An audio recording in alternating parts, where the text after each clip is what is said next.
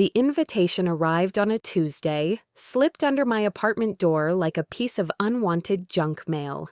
Cream-colored cardstock, embossed gold lettering, the kind of ostentatious display my family had always favored. You are cordially invited to the Ashford family reunion and business celebration at the Grand Meridian Hotel. I held it between my fingers, feeling the expensive paper stock, and laughed bitterly. 5 years. 5 years since they'd thrown me out with nothing but the clothes on my back and their judgment ringing in my ears. 5 years since my own mother had looked at me with disgust and told me I was a disappointment to the Ashford name. And now they wanted me at their celebration? I should have thrown it away, should have burned it, really.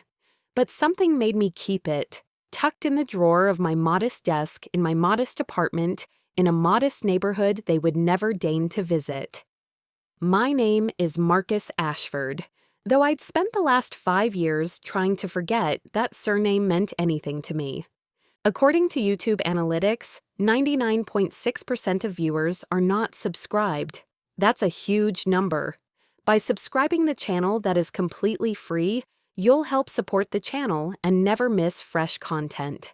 I'd been the youngest of 3 children, the one who dared to suggest that our family's real estate empire was built on exploiting low-income tenants and destroying communities. I'd been 23, fresh out of business school, and full of idealistic notions about ethical capitalism and giving back. My father, Richard Ashford, had built his fortune by buying up properties in struggling neighborhoods, promising revitalization, then systematically forcing out long-term residents through aggressive rent increases and manufactured building code violations. He'd smile for the cameras at charity galas while his property managers harassed single mothers and elderly pensioners. My older brother James had followed enthusiastically in his footsteps, and my sister Caroline had married into another real estate dynasty, doubling down on the family business. When I'd confronted them at a family dinner, suggesting we implement fair housing practices and actually invest in the communities we claimed to serve, my father had laughed. Actually laughed in my face. "You want to give our money away to people who don't deserve it?" he'd said, swirling his scotch. "Marcus, this is business. These people will always be poor. At least we provide them with housing." "Housing they can't afford," I'd shot back. "You're destroying lives, Dad. Mrs. Chen has lived in that building for 30 years. You raised her rent by 60% in 1 year just to force her out." The temperature in the room had dropped 20 degrees. My mother had set down her wineglass with a sharp click. "Marcus, that's enough." But I hadn't been able to stop. 5 years of watching, of seeing the human cost of my family's wealth, had built up like pressure in a sealed container. "It's not enough. None of this is enough. We have everything, and we're taking from people who have nothing. How do you sleep at night?" My father had stood slowly, his face flushing red. "Get out. Dad, get out of my house. If you can't appreciate what this family has built, if you want to side with those people over your own blood, then you're not an Ashford. You're nothing." I'd looked to my mother, to my siblings, hoping for any sign of support. Caroline had examined her manicure. James had smirked. My mother had simply nodded in agreement with my father. "You're cut off," my father had continued, his voice cold and final.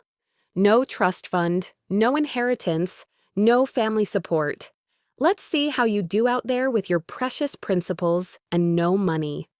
Maybe then you'll understand why the world works the way it does." I'd left that night with my car, my phone, and about $3,000 in my personal checking account. By morning, my credit cards had been canceled, my car had been reported stolen and repossessed, and my phone had been disconnected. The message was clear. I was dead to them.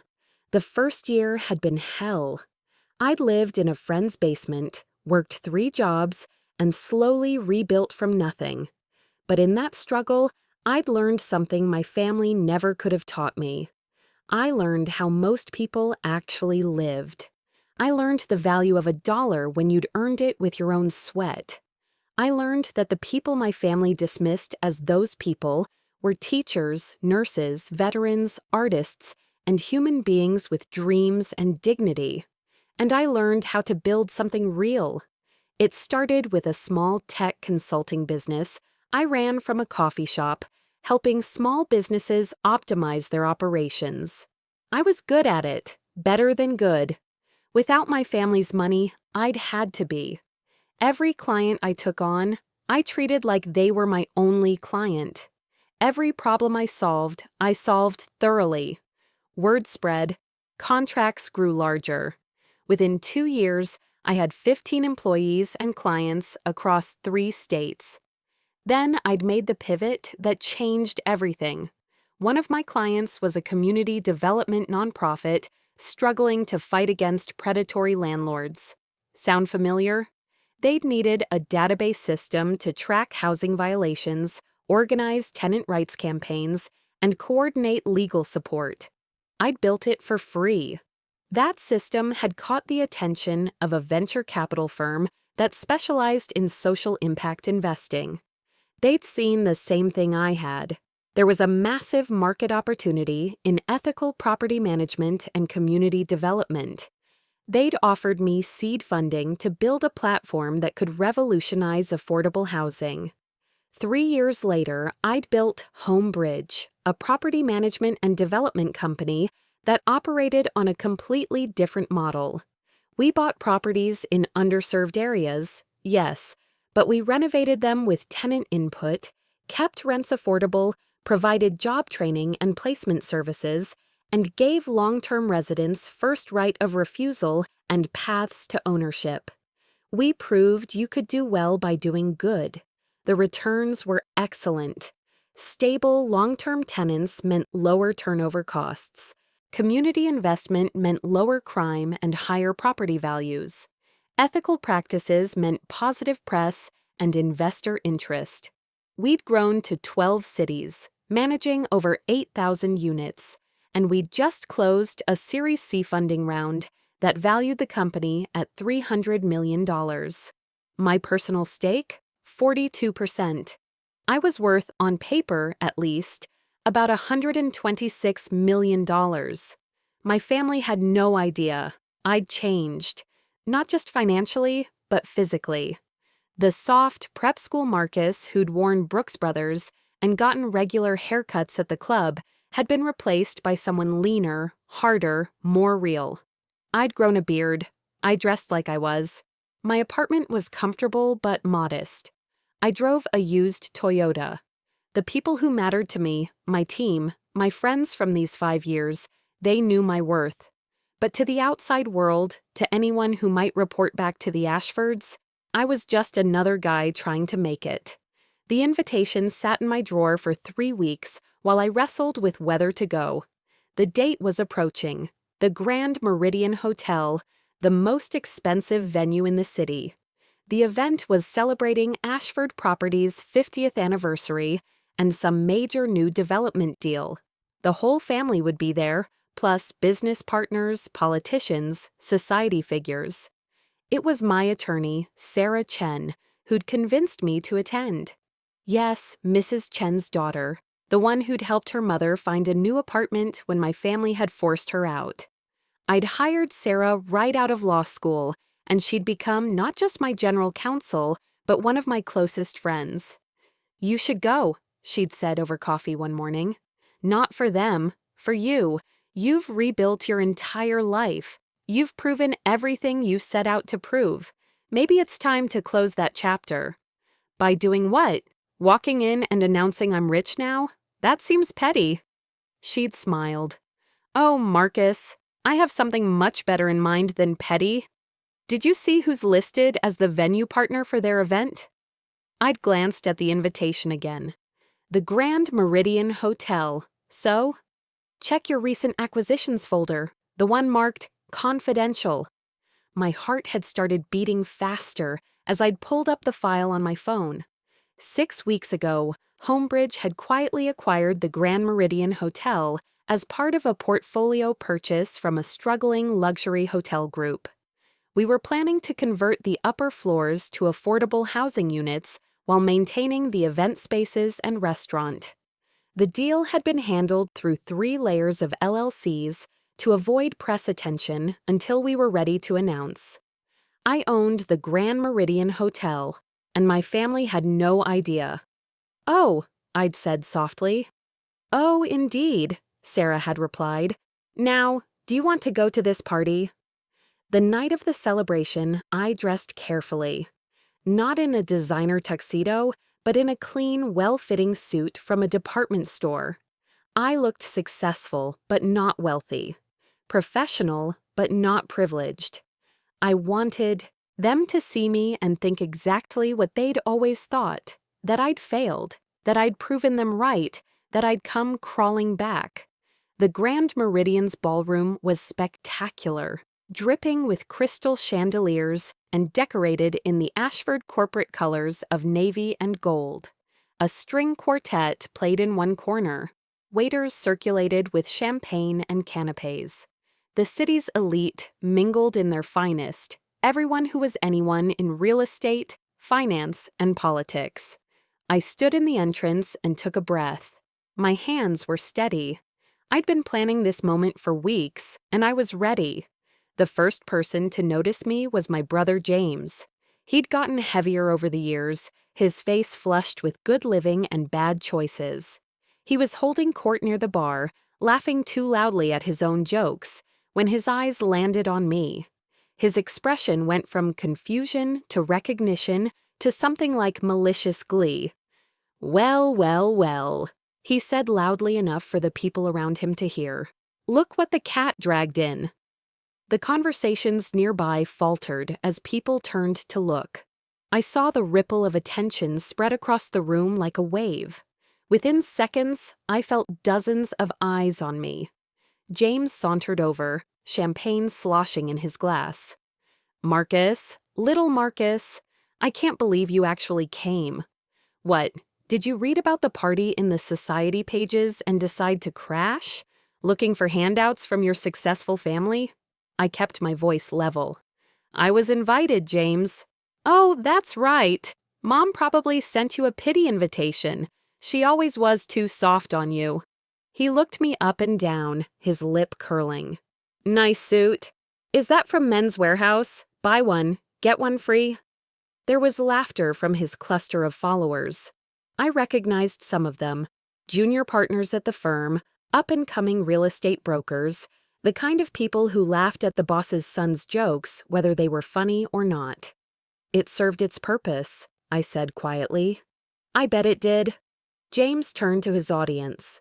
"Did you all know my little brother decided he was too good for the family business? Thought he'd make it on his own, teaching us all about ethics and morality." He turned back to me.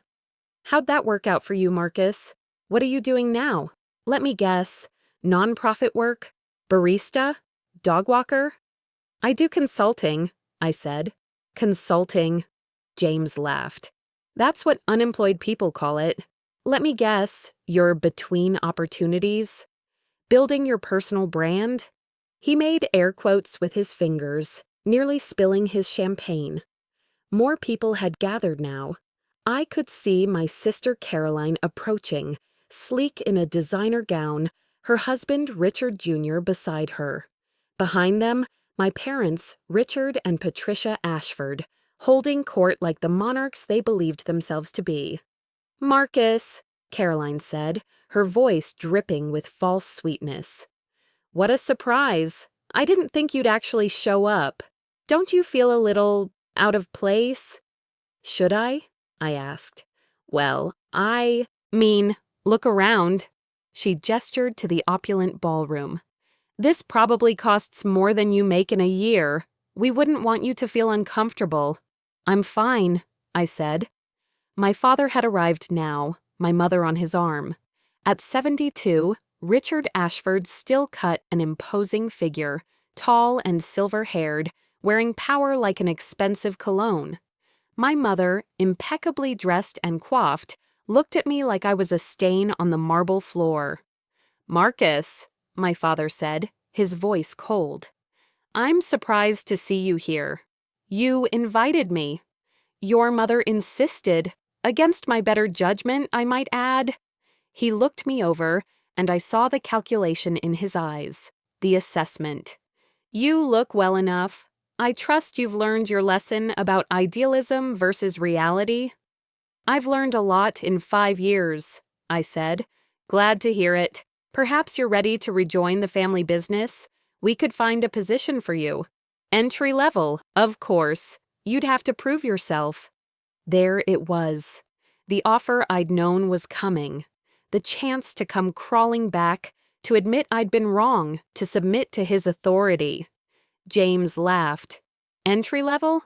Dad, come on. Look at him. He'd probably be grateful for a job in property management. Maybe he could collect rent from some of his old friends, the disadvantaged people he cared so much about." The crowd around us had grown larger. I could feel the weight of their attention, their judgment, their anticipation. They were waiting for the show, for the wayward son to be put in his place. Caroline leaned in, stage whispering loudly enough for everyone to hear. "Marcus, sweetie, if you need help, we can arrange something. Maybe a small loan, just to get you back on your feet. We take care of family, even when they make mistakes." "Even when they betray the family name," James added. "We're forgiving like that." My mother spoke for the first time, her voice crisp and cutting. "Really, Marcus, this is embarrassing for all of us. If you're here hoping for a handout, you could have just called. You didn't need to show up looking like—" She gestured vaguely at me. "This, like some kind of beggar?" The word hung in the air. Beggar. I felt something shift inside me. Not anger, exactly. More like a lock clicking open, releasing something I'd kept carefully contained. "A beggar," I repeated softly. "Well, what else would you call it?" My mother's eyes were hard. "You threw away everything we gave you. Every advantage, every opportunity. And for what? To prove some pointless point about morality? To feel superior to us? And now here you are, back at our celebration, in your cheap suit, probably hoping we'll take pity on you." James raised his glass. "To be fair, Mom, maybe he's learned his lesson. 5 years of poverty probably taught him more than all that expensive education we wasted on him. Right, little brother? Ready to admit that the real world doesn't care about your feelings?" The crowd was loving it. I could see smiles, smirks, the kind of satisfied expressions that came from watching someone be put in their place. The fallen son returned to beg forgiveness. The prodigal who'd learned that Daddy was right all along. "You're right," I said quietly. "I have learned a lot." My father smiled, sensing victory. "Good man. Then we can discuss." "I've learned," I continued, my voice growing stronger, "that everything I believed 5 years ago was correct. I've learned that you can build a successful business without exploiting people. I've learned that treating people with dignity and respect isn't weakness, it's wisdom. I've learned that the real world does care about ethics, about integrity, about doing the right thing." The smile faded from my father's face. "Marcus—" "And I've learned," I said, speaking clearly now, my voice carrying across the ballroom, "that I don't need your approval, your money, or your family name to be successful. In fact, I'm doing just fine without them." "Fine?" James scoffed. "You're a failed consultant with a cheap suit and delusions of—" "I'm the CEO and majority shareholder of Homebridge Property Development," I said calmly. "Maybe you've heard of us. We've been in the news lately. Just closed a Series C funding round, $300 million valuation. We operate in 12 cities, manage over 8,000 residential units, and we're profitable while providing affordable housing and community development services." The laughter had died. People were staring at me now, really seeing me for the first time. I saw confusion, disbelief, and the beginning of recognition on some faces. Caroline's smile had frozen. "You're lying." "Am I?" I pulled out my phone, brought up our company website, and held it out. There was my face, my name, my title. CEO and founder, Marcus Ashford. James grabbed the phone, his face going pale as he scrolled. This can't be." "It is," I said. "And here's something else interesting. 6 weeks ago, Homebridge quietly acquired this hotel, the Grand Meridian, as part of a larger portfolio purchase. I own this building." The silence was absolute. Every eye in the ballroom was on me now. I could see the calculations happening, the social equations being frantically rebalanced.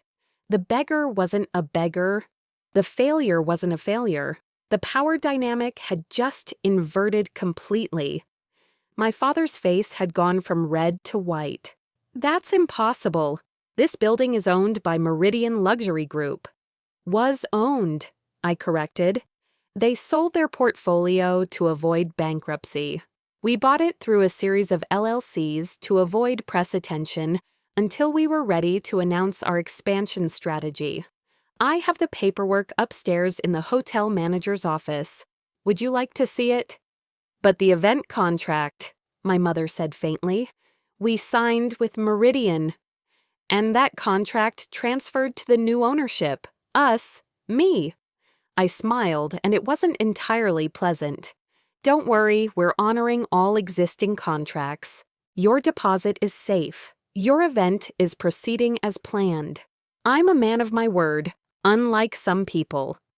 Richard Jr., Caroline's husband, had his phone out now, frantically typing. His face had gone slack. "Holy shit. It's true. Homebridge is all over the business news. Ethical property management firm disrupts industry. Social impact investment success story. There are articles in Forbes, Bloomberg, The Wall Street Journal. You're actually worth about $126 million, I finished. Give or take. The stock value fluctuates." The ballroom erupted. Conversations exploded on all sides. People who'd been enjoying the spectacle of my humiliation were now pushing forward, trying to get close to me. Business cards appeared like magic. Suddenly, everyone wanted to talk to me, to congratulate me, to pretend they'd always known I'd be successful. But I only had eyes for my family. My father was staring at me like I'd grown a second head. You actually did it. You built something." "No thanks to you," I said quietly. "You threw me out with nothing. You tried to make me fail. You wanted to teach me a lesson about how the world works. Well, I learned. Just not the lesson you intended." James had gone from pale to red, his hands shaking. "This is some kind of trick, some kind of scam. You probably hired actors, faked a website." "Call Homebridge's main office," I said. "It's a 206 number. Ask for Sarah Chen, our general counsel. She'll verify everything. Or better yet, talk to Marcus Levine from Goldman Sachs. He's here tonight, actually. He led our Series C round. I'm sure he'd be happy to confirm the details." I gestured across the room to where a distinguished man in his 50s was staring at me with a mixture of shock and recognition. He started making his way over, and I could see the calculation in his eyes. This was going to be the story of the evening. The story of the year, maybe. The disowned son who'd not only survived but thrived, who'd built an empire in his family's own backyard without them even knowing. Caroline's composure had completely shattered. But you were nothing. You had nothing. How could you possibly?" "That's what you never understood," I said. Having nothing meant I had everything to prove and nothing to lose. I wasn't afraid to fail because I'd already lost everything that mattered to me. My family, my name, my inheritance. You thought you were punishing me. You thought you were teaching me a lesson, but you actually freed me." "Freed you?" My mother's voice was shrill now, the composure she'd maintained for 5 years cracking. "We gave you everything, every advantage, every opportunity, and you threw it all away for some self-righteous crusade." "No," I said firmly. "You gave me things I never asked for, things that came with strings attached, things that were meant to control me and make me into a copy of you. What you never gave me was the freedom to be who I actually am, to build something I could be proud of, to look at myself in the mirror and not feel sick about what I do for a living." My father found his voice again, and it was cold with rage. "You ungrateful little bastard! After everything we did for you, you stand here and lecture us about morality? You built your little business on the backs of the foundation we created. The contacts, the education, the opportunities. The contacts who cut me off the day you disowned me," I interrupted. "The education I'm still paying off with student loans because you canceled my college fund payment. The opportunities that disappeared the moment you told everyone I was dead to you. No, Dad. I built this in spite of you, not because of you. Every step I took on my own. Every success I had, I earned. You don't get to claim credit for what you tried to destroy." Marcus Levine had reached us now, along with several other prominent business figures I recognized. The old guard was gathering, sensing a shift in the power structure. "Marcus Ashford," Levine said, extending his hand. "I had no idea you were, well, this is awkward. I've been trying to get a meeting with you for months. Our firm is very interested in your next funding round." "We've met," I said, shaking his hand. Though I was using my middle name, Morgan, for business purposes. Wanted to avoid any confusion with the Ashford Properties brand. Levine laughed, a genuine sound of appreciation. "Smart, very smart. And now I understand why you were so insistent on ethical investing clauses in the term sheet. Family history, eh?" "Something like that," I agreed. My father watched this exchange with growing horror. I could see him understanding what this meant. I wasn't just successful. I was successful in his world, in his industry, playing his game and winning without compromising my principles. Everything he'd told me was impossible. I'd proven possible. Everything he'd said would fail. I'd made succeed. And I'd done it all without the Ashford name, without his money, without his approval. James lurched forward, his champagne sloshing over the rim of his glass. "This is bullshit. You can't just show up here and you're supposed to be nobody. You're supposed to have failed. We took everything from you." "You tried," I said quietly. "And maybe if you'd actually broken me, if you'd destroyed my spirit along with my finances, it would have worked. But you taught me to be hard. You taught me to survive. You taught me that the only person I could rely on was myself. Those are valuable lessons, James. I should thank you." "Thank us?" Caroline's voice was incredulous. "You should thank us?" "Absolutely. Because of you, I learned what really matters. Because of you, I built something meaningful, something that actually helps people instead of hurting them. Because of you, I know the difference between real success and inherited privilege." I paused, letting that sink in. "You're all so proud of Ashford Properties. 50 years of business. Congratulations. But how much of that success is actually yours? Dad, you inherited the company from grandfather. You expanded it, sure, but with money and contacts that were handed to you. James, Caroline, you've never worked anywhere else, never proven yourselves outside the family bubble. You're not successful, you're just lucky. You were born on third base and think you hit a triple."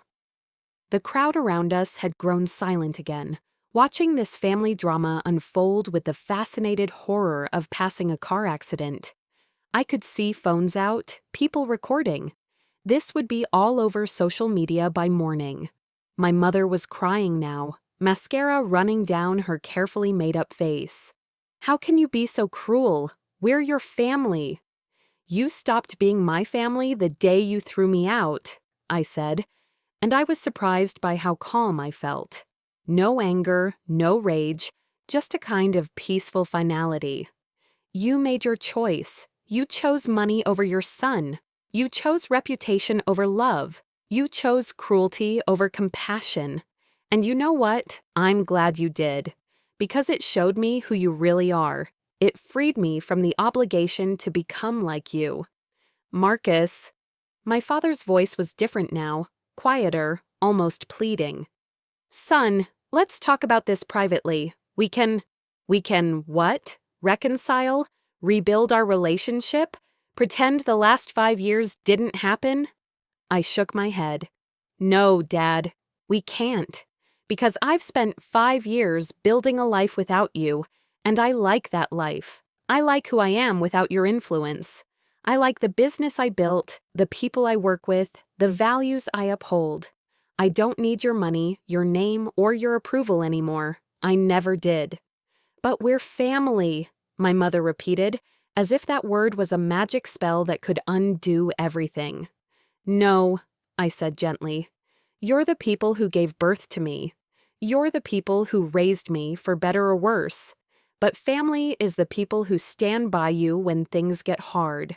Family is the people who love you for who you are, not what you can do for them. Family is the people who support your dreams even when they don't understand them. And by that definition, you stopped being my family a long time ago.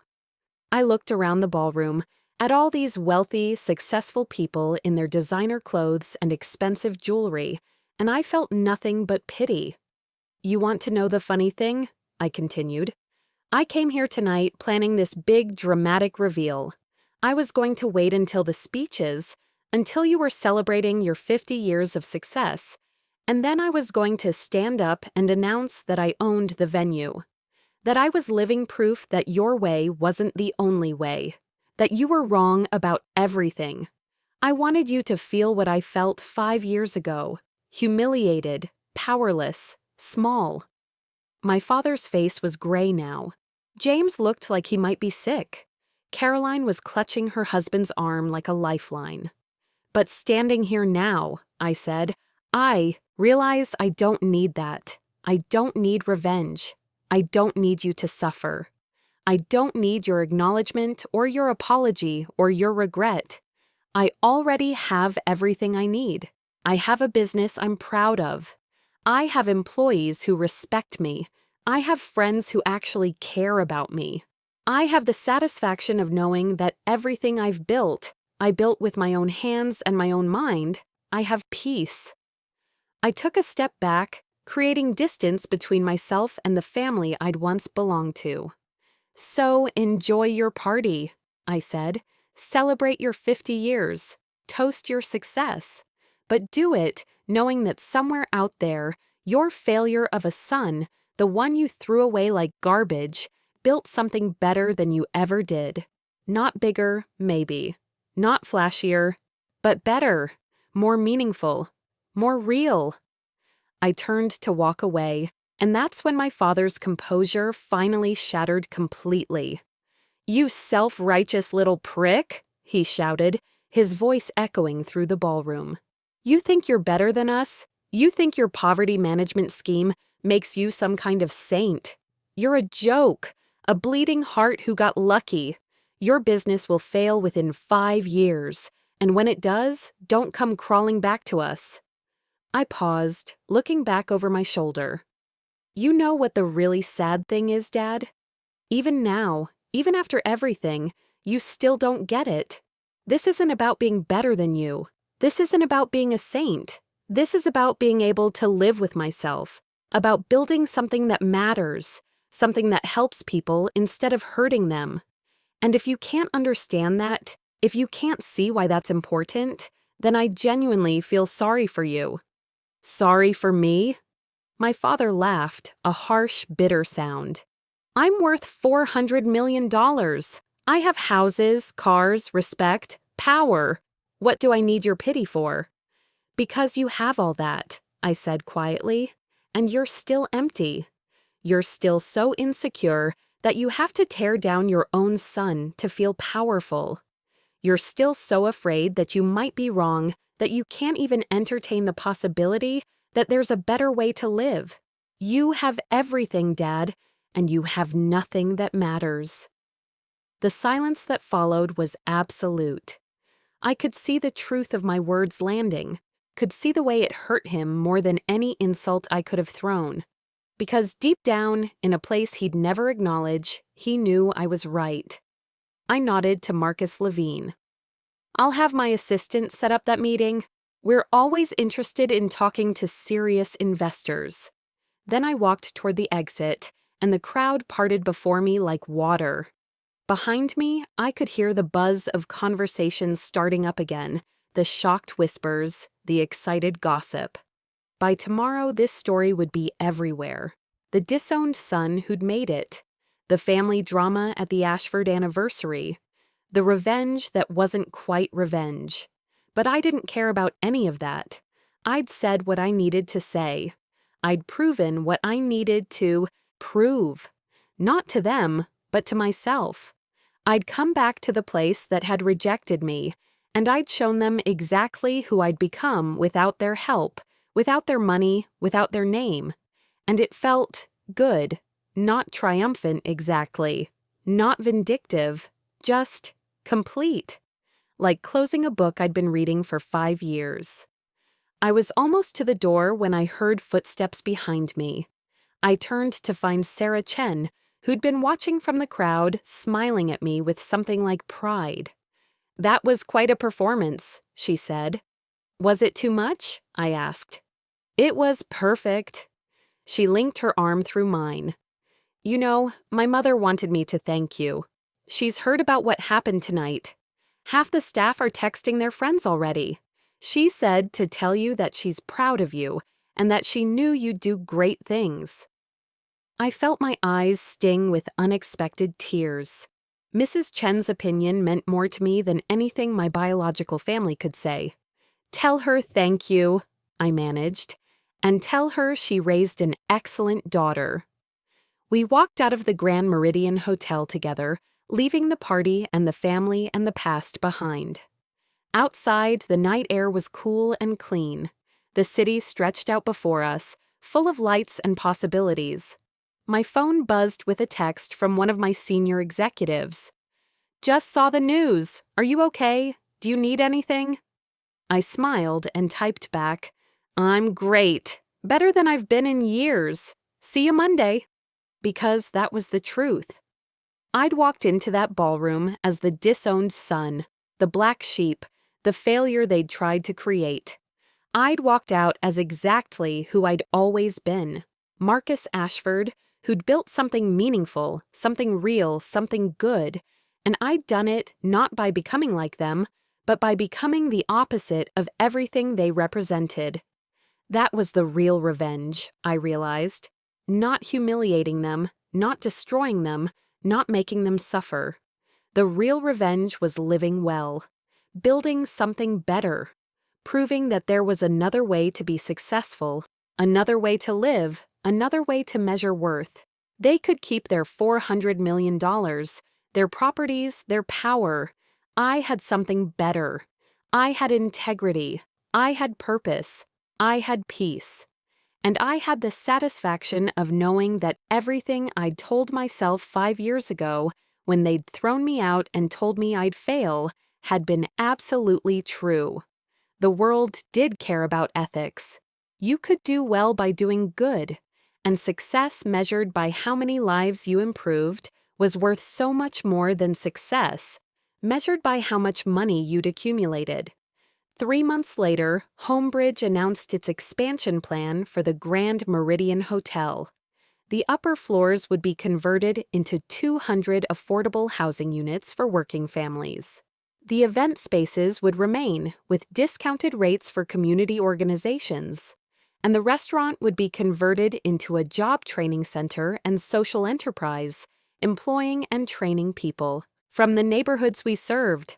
The press coverage was massive. We became the poster child for ethical development, for social impact investing, for building business models that actually worked for everyone instead of just the wealthy.